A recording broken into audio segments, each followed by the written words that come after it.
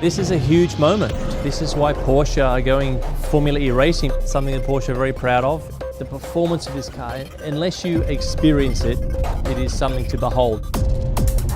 Definitely very exciting driving the Taycan here on a racetrack, especially for the first time.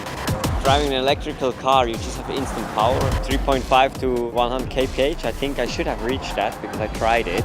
I'm really looking forward when it goes public in September. You have to carry this fascination Porsche inside of you.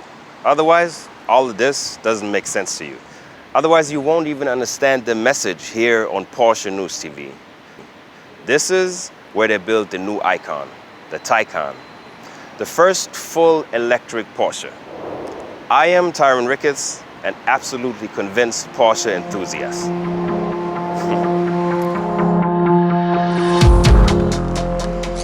This is the assembly hall for the Taycan, Building 70.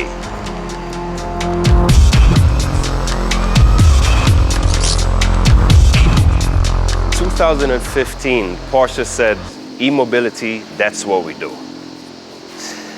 That is what the Mission E, the concept car, looked like at the time. And now, it's really here. The first full electric car from Porsche, the Taycan. The Taycan was supposed to be a full electric sports car from the beginning, and yet unmistakable a Porsche.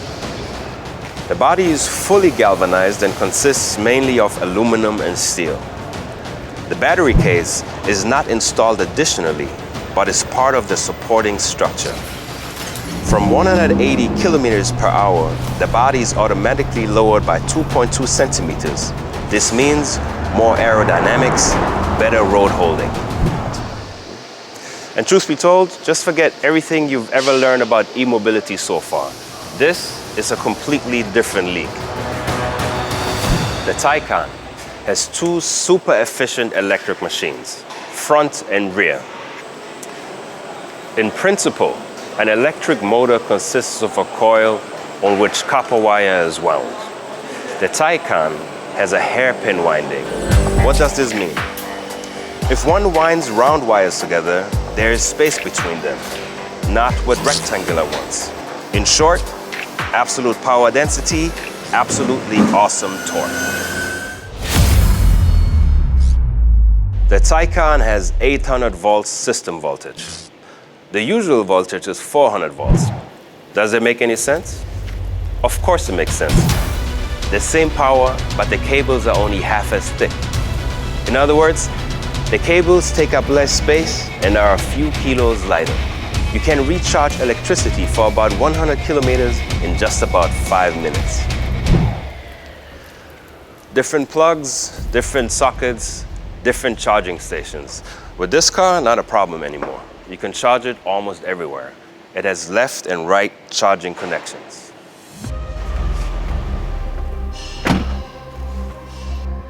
You sit in the car and Porsche, clearly Porsche. And the cockpit, from classic to digital. Really, really sexy.